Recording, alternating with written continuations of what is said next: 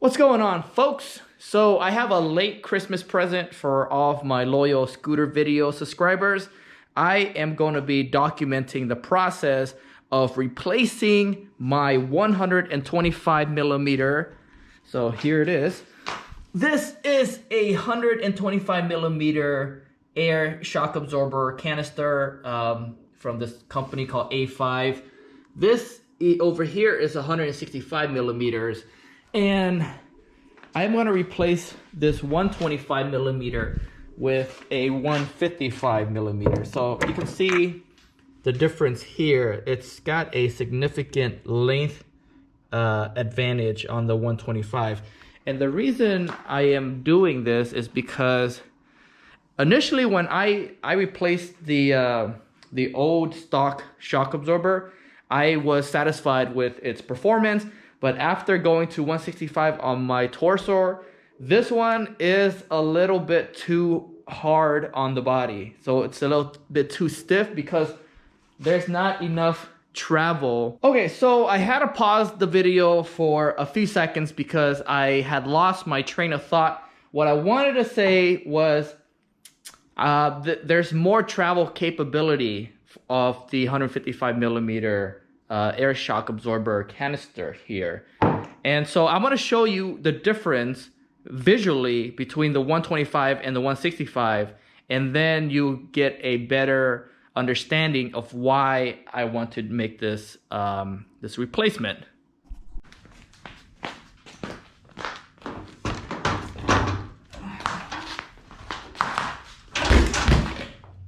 As you can clearly see, there is barely any travel on the 125mm A5 shock absorber. It barely moves a few millimeters and feels super stiff and jarring, and this is traveling on typical San Diego residential road. Now I'm about to approach speed bumps, and apparently these minor speed bumps were enough to cause the suspension to bottom out, bending the bottom suspension shaft.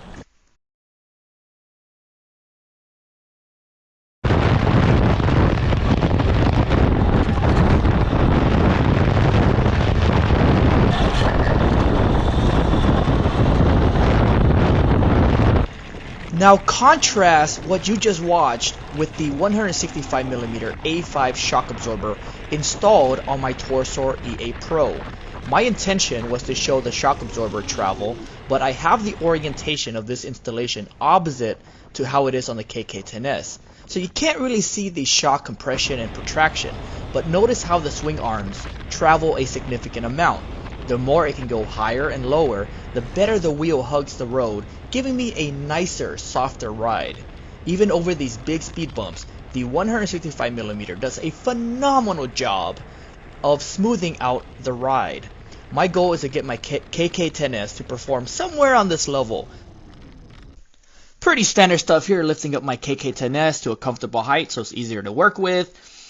Then removing these 8mm screws to get the brake caliper off. Now I need to remove those lug nuts holding in the front wheel, and then unscrewing these 3mm screws so I can loosen up the motor cable, get the wheel off, place the wheel on the lift table. These are 6mm screws for the suspension shafts, and using a pin punch to get the center shaft off. And then I'm gonna have the 125mm shock absorber completely removed, and then I have the new 155 installed.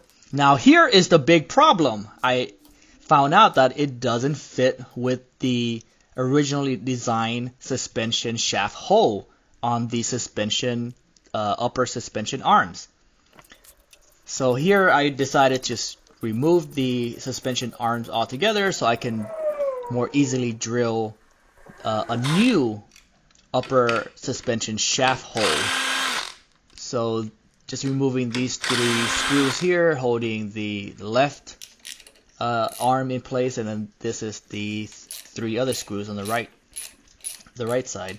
Now you need to start off with a ratchet wrench, because using the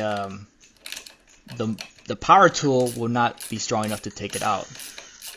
So this impact driver is not strong enough to get it out from the beginning. You need to initiate it with the ratchet wrench.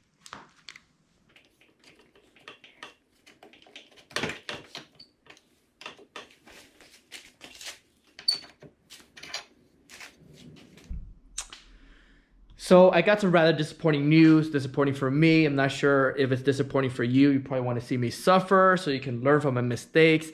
But it did not work out. The 155 millimeter A5 air shock absorber was too long. This front assembly was not designed to accommodate such a long shock absorber. It's only meant for the 125 millimeters and probably up to 145, which doesn't exist. So I couldn't really get anything longer than 125.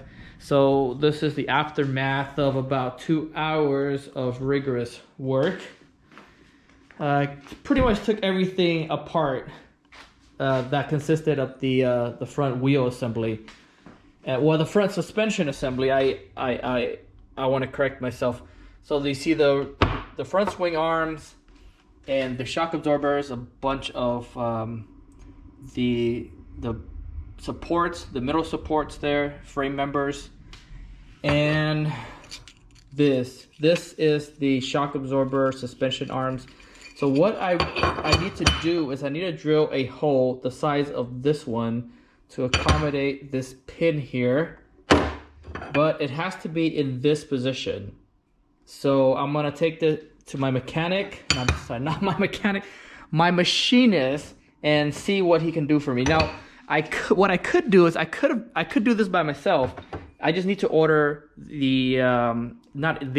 a metric drill bit that's this size, and I don't know how feasible that is. So I'm just gonna take to the machinist and just let him take care of it. It's probably not gonna cost me very much. Okay, so I'll talk to you later. Haven't been here in ages, but I'm glad to be back. Southwest prototype. No signs, no glamour, no neon lights. Bob doesn't need it. Looks like he's resurfaced his boat.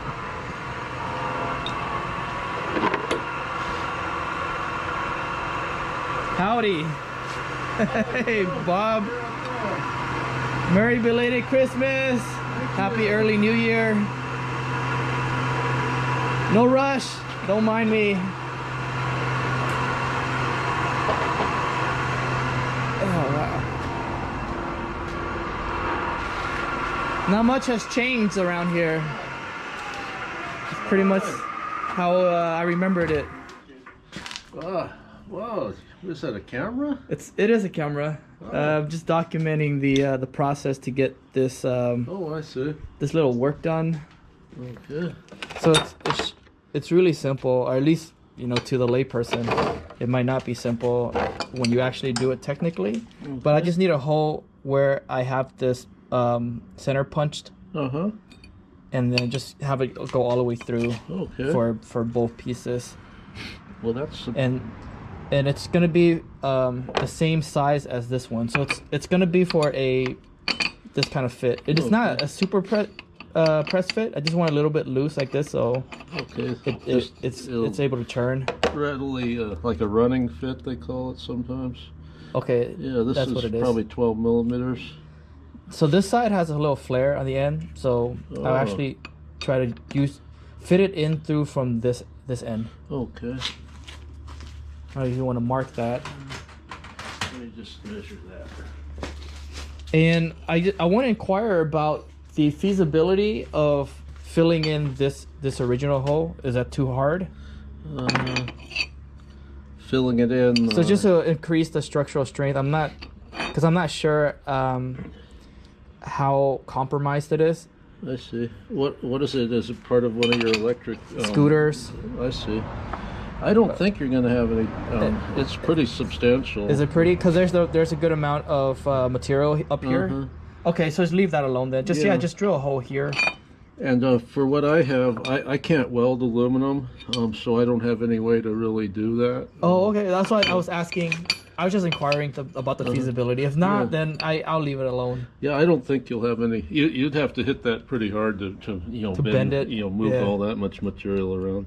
Because aluminum is pretty malleable. Right? Yeah, it is, and it's pretty thick. It's pretty thick. You've got quite a bit of it. Okay, yeah, this looks like right about 12 millimeters.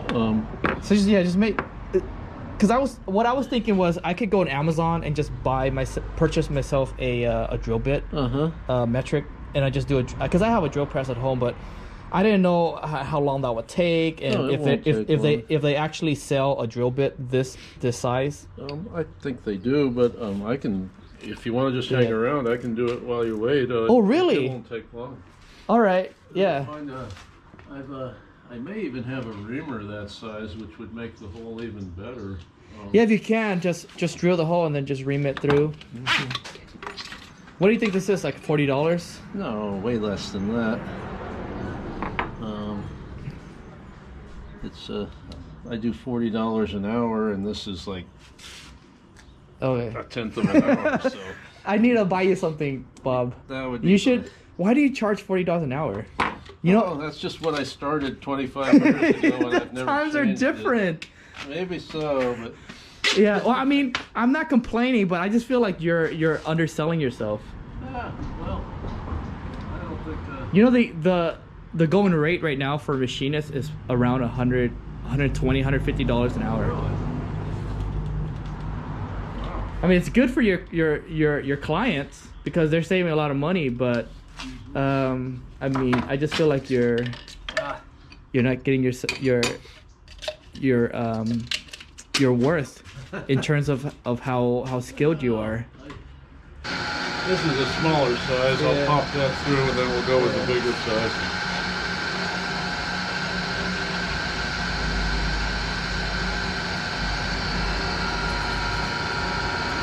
Yeah, from what I hear, Vietnam's a nice place now. You can come visit.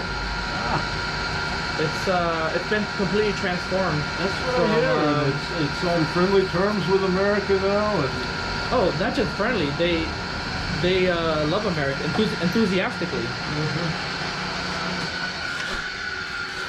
Yeah. what do they think of China and Vietnam? Oh, they don't like China. Yeah, They've always been kind of afraid of them. Even though they both China and Vietnam have the same system of governance, they don't get along. At least that's from what I've heard. I mean, I don't live over there, so you gotta take impression. yeah, you gotta take my my assessment with a grain of salt. Can you still speak Vietnamese fluently, or? Đương nhiên. Khi mà nói chuyện với bạn gái á, thì nói bằng tiếng Việt. So I just said, of course, I speak Vietnamese when Oh, okay. when I'm on the call with my girlfriend, we speak in Vietnamese. All right. Yeah.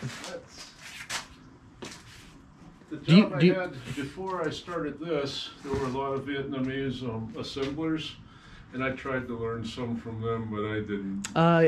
L'Oreal, right? This was integrated microwave. Oh, okay. It was down in Sereno Valley. Okay, I thought you were referring to L'Oreal because that's one of your former one of your former employers, right? That's the last job I had before I started my own shop. I see. And 20 years ago. I started this in 1996, so 25 years.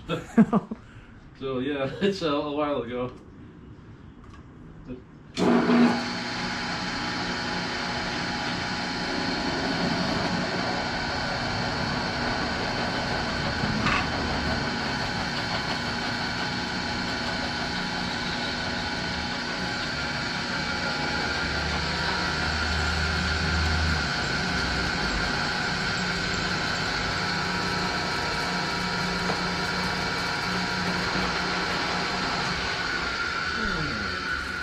So the trick is to do it in steps. Normally, something that size you would. You don't just right off the bat do You have more the control, final size. Hey, If you step it. I see. Okay, yeah. It's like it's not a press, but it's not a loose fit. I guess that's what you had See? in mind. Can I see that? Yeah. Yeah, cool. Yeah, this is really all I need. Fantastic.